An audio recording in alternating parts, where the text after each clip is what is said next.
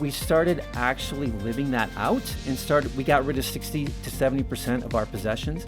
And when we did, I discovered, lo and behold, that Jesus knew exactly what he was talking about. Over a third of Americans surveyed have a garage that is so cluttered. Oh, did they look at my garage? I think they did. But you can't even park your car in there. Mm-hmm. The average American doesn't wear 82% of the stuff in their closet. that again would be true of me. And today we want to talk to you about how to correct that. I love the title of Josh's book, Uncluttered Faith, Own Less, Love More, and Make an Impact in Your World. That sounds perfect. And we're going to talk about all of this without shaming you. So don't turn away because you feel guilty. There's going to be inspiration here because there's a higher purpose to getting rid of our stuff and living with less clutter. Joshua, welcome back to Focus. Well, it is good to be here. Thank you so much. An important conversation. Hailing from Phoenix. Hailing from Phoenix. That's a great spot. And we will be winsome and invitational and not judgmental. Anyway, this is important. Now, talk to that idea, that data I just gave. 82% of the stuff in people's closets they don't wear? Yeah. Seriously. Yeah, and you mentioned the garage stat about 33% can't park in their garage. This is tender. Well, the part I was going to add to it, which makes it even more fascinating, is that the average American home has tripled in size in the last 50 years. And we still can't park in our garages. Mm-hmm. And over 11% of Americans rent off-site storage. And so now we're shaming. Now we're shaming people. No, that's just the data. I know. It's amazing, though. No, but really, I mean, when you think about it, how much stuff we own, like never in human history have human beings owned as much stuff as we do today. And whether it's improving our lives or not, I think is an important question we should be asking. I guess the right question is why. I mean, that'd be a good place to start, just to say, if I've got my garage full of stuff and I'm now renting additional storage facilities for more stuff, what does that say about my ability to declutter? Well, that is a good question. I think that there are different reasons. Different people struggle with difficulty decluttering. I think the most important truth that it communicates to us is that stuff can never satisfy. Mm-hmm. And so the world will tell us constantly, we see 5,000 advertisements every day, and every ad is telling us our lives will be better if we buy whatever they're selling. And so we believe it slowly, subtly, and we keep accumulating these things, thinking that our lives will be better. And in reality, they don't improve all that much. And so rather than thinking, hey, maybe accumulating more, which is what Jesus told us, isn't the way to a better way of life, we just keep accumulating more and more and more. Well, let's get to that benefit. I mean, the Lord did indicate that it's good not to be encumbered by a lot of stuff. I mean, he did that with the rich man who was saying, how do I get into heaven? Well, sell all your possessions and follow me. Yeah. I would see Jesus as pretty much a minimalist when it came to stuff. But speak to the spiritual element here and what we're trying to overcome with our appetite. So let me speak to the spiritual element and what Jesus had to say about money and possessions. I grew up in a Christian home. I was a pastor for 15 years. I knew full well what Jesus had to say about possessions and money and being generous to the poor, and life is not found in the abundance of possessions, and sell your things and give to the poor. Come follow me, you'll have treasures in heaven. And for some reason, I used to read all of those instructions. And for some reason, my thought was, man, Jesus really wants me to live a miserable life today. Like, I can see how that would help the poor. I can see how that would give me treasures in heaven. Like, it makes sense in that way. But man, my life is going to be boring and miserable if I have to sacrifice everything. Until we started actually living that out and we got rid of 60 to 70% of our possessions. And when we did, I discovered, lo and behold, that Jesus knew exactly what he was talking about, that life is better, it's more freer, we have more energy and focus, we can find more fulfillment and meaning. And once you know, just like everything else, Jesus knew the best way for us to live.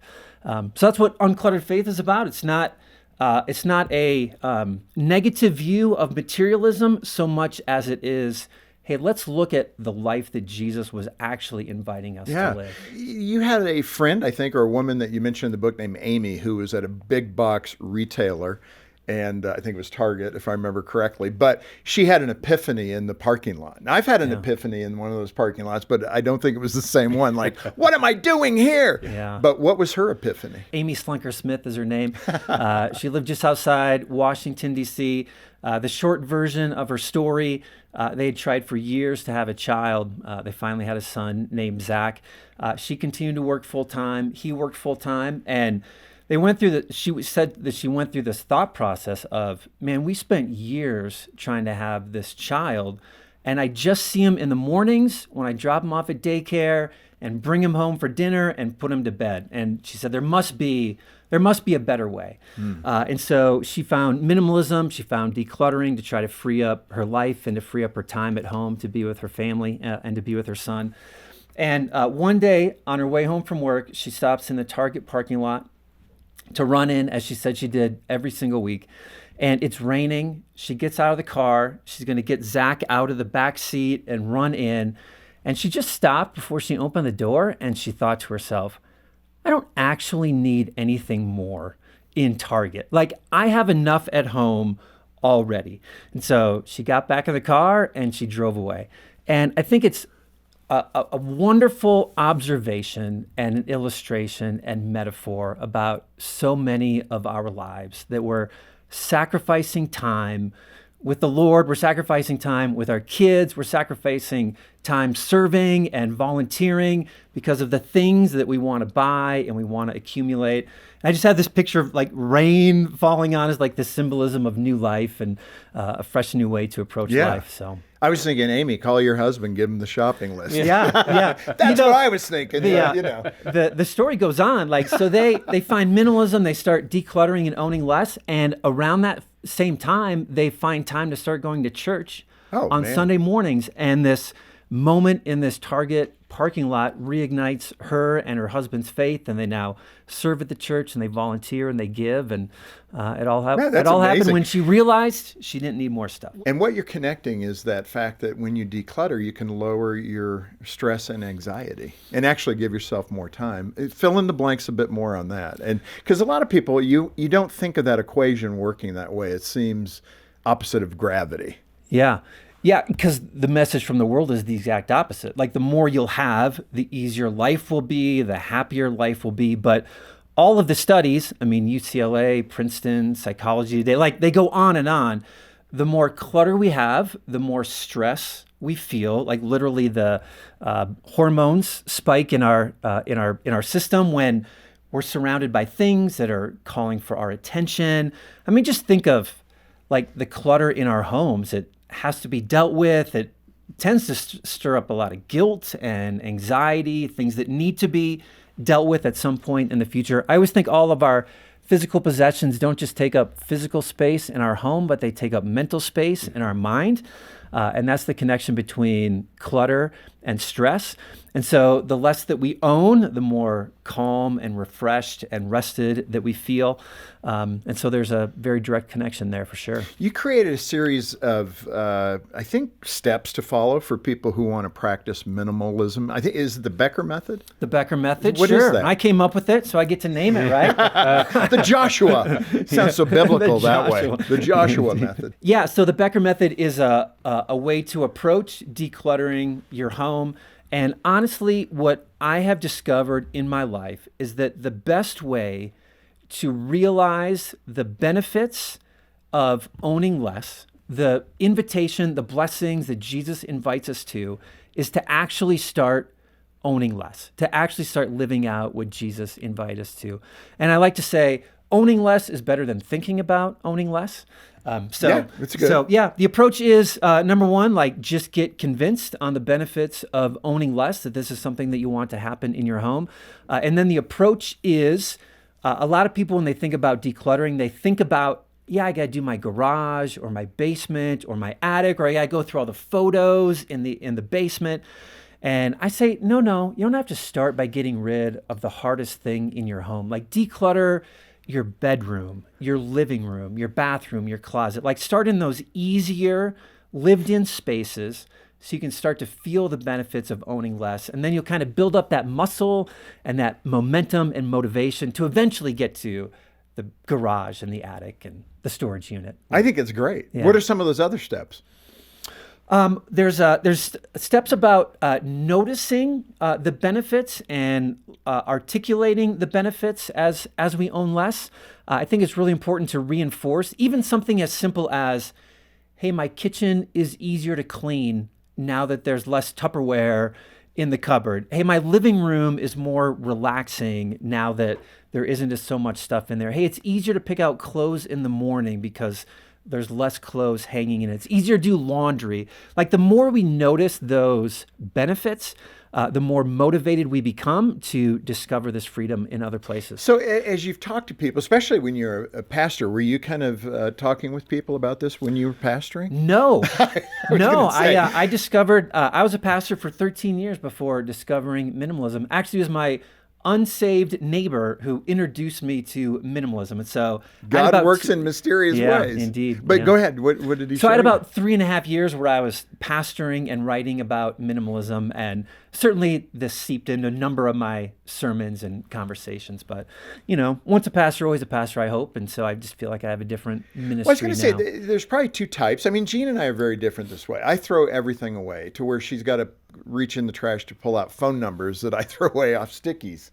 So she's like, can you just run it by me before you do that? Mm-hmm. And so I think I can be on the extreme throwaway side. But when you get to that point where maybe even in your marriage, you have very different perspectives about that, and you could be foolish in that and you could be wise. So speak to both aspects of the one that would be less hurried to throw things away or give things away versus the person who's chucking it out the house as fast as it comes in. Yeah, so true, isn't it? And I think that this is no different than most other aspects of marriage. Like you can be on different wavelengths entirely, but Kim and I, like we were on board for owning less and wanting to declutter our home. And I always think if I wanted to get rid of 80% of our stuff, Kim wanted to get rid of 50% of our stuff. And so like the first 50% went pretty well. Yeah, you're negotiating. Exactly. And it's that way in almost everything, right? Like we both want to be involved at church, but what does that mean? Like how many nights a week and where are we serving? And we want to raise our kids the same way, but when do we spank and when do we don't? Like when do we ground and when, like finding those fine lines. And so minimalism decluttering is the same way. I think there's always going to be one who's a little bit more passionate than the other. I think that we learn from each other and we respect one another. It's always easier to see everyone else's clutter than it is to see our own. And so always taking that humble attitude in of, hey, you own too much of this, and but you have way too many tools, and you keep buying things in the garage, and so who cares if I have more cookware, So I think finding those conversations is important. Sounds like you've had those conversations. Indeed. Yeah, and we have counseling here at Focus on the Family. It does help. 800-A-FAMILY. Give us a call. Seriously, we do have counselors here, and they can guide you through some conversations about this and other topics. We do encourage you to get a copy of Joshua Becker's great book, Uncluttered Faith, Own Less, Love More, and Make an Impact in Your World. And we've got the link in the description below. Thank you for joining us. And if you find this content meaningful, hit that subscribe button so we can keep growing and improving together. And Joshua, you kind of touched on this earlier, but there's a mindset of greed that you say is not just for the well-to-do, but it's actually pretty common to man. I don't have any problem believing that, but just not about myself. Mm-hmm. So what's the problem with greed? Yeah, greed, I think, is a pretty important conversation. Jesus says it this way: be on your guard against all kinds of greed. And then he says, because life does not consist in an abundance of possessions. And the story that he uses to make that point is the story of the farmer. If you know where the teaching comes, the farmer who has a really bountiful harvest, and he builds bigger barns, and then he says, I'm going to eat, drink, and be merry. And then God says, you fool, today your life will be taken from you. And then Jesus says that this is how it will be with anyone who stores up things for themselves, but is not rich towards God. And I think that there is a lot for us to learn in that parable, because in many ways, the story, the American dream is what this farmer was living out.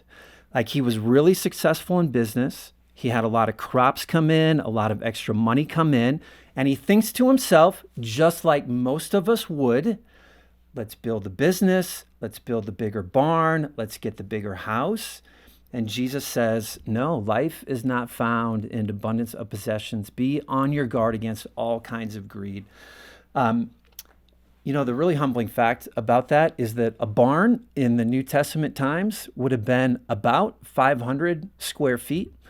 And yet we're living in 2,000 square foot homes, and it's still not enough stuff for us. And we continue to expand and expand. And I think we need to be on guard more than we think we do. In a different but similar application, you had a friend who I think was in the construction business. So taking this even a step further, describe his situation and how he had to get a handle on what was going on in his own life. It is really a perfect story, a sad story, but a perfect story of like what I want to try to communicate.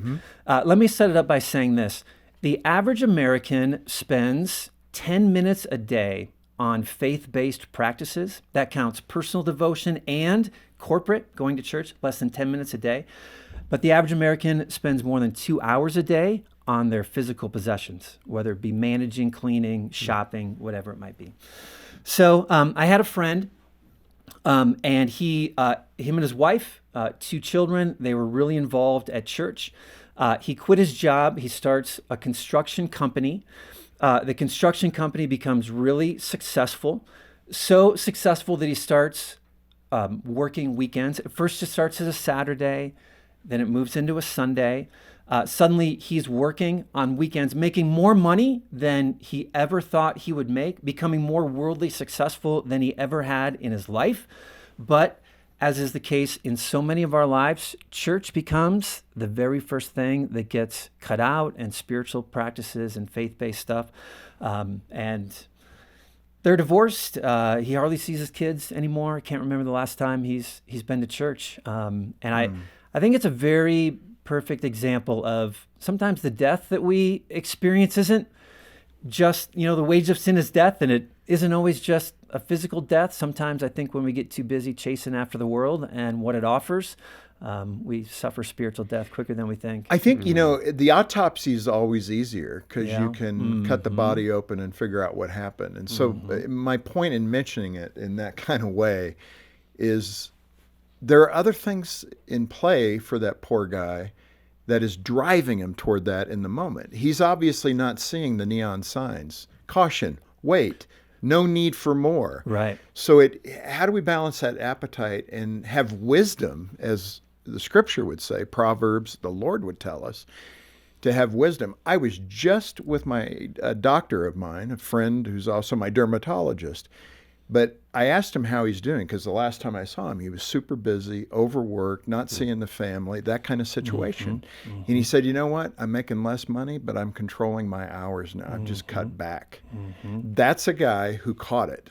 But speak to that need to assess where you're at, both for a man and a woman, and to say, okay, I don't need more. Right. What I need more of is time to spend with my family, or however they intend to spend that time. Yeah, and no easy answers here. I think we rely on the Holy Spirit. I think that's why it's so important that we're in prayer and that we're in constant communion with Him, because our capacities are very different, and what one person might be able to accomplish in their life is different than what someone else might be able to accomplish. And so I think we're always spending time with the Lord, spending time in quiet, allowing Him to speak into our hearts. But I think if I could summarize it, I would say 2 things. I think what we need to do is we need to define success differently. Success in the world's eyes is more stuff, more money, more power. But in God's eyes, success is, am I becoming more like Christ? And am I accomplishing the good work that He prepared in advance for me to do? And sometimes that means I'm working long hours, I'm putting in time in my career and in my self-growth. Other times it means I'm taking a step back and I'm focusing more on my faith and on my health.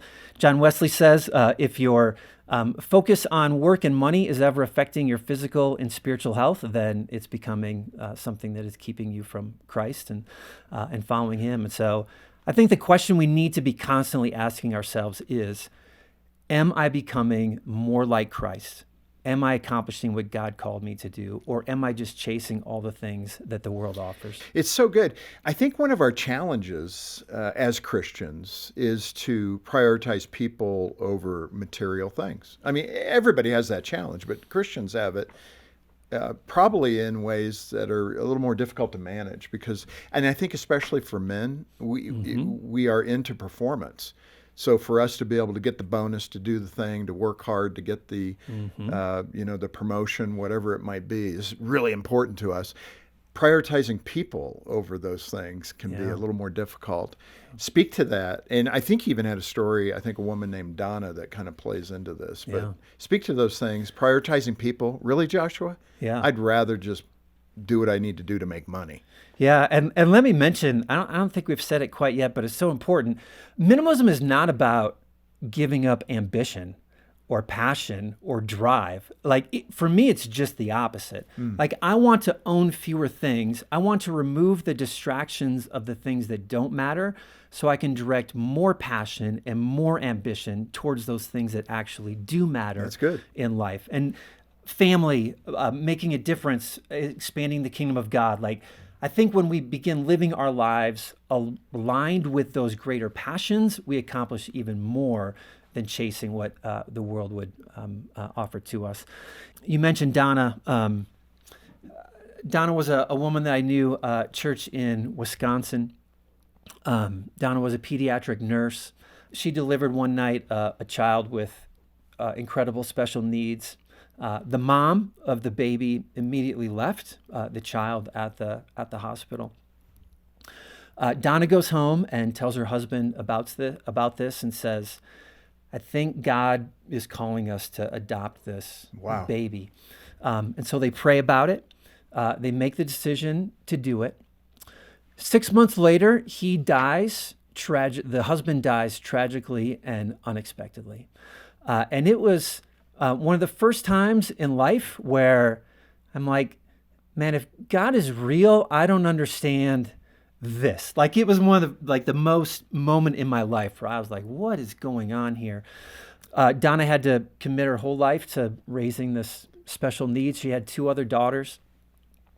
And I think of Donna now 25 years later, and if you were to look at her from the outside, there's no worldly success. There's nothing externally where you were like, man, she is nailing life and she's getting everything just right. Just nothing external that you would say. A small home, modest clothes.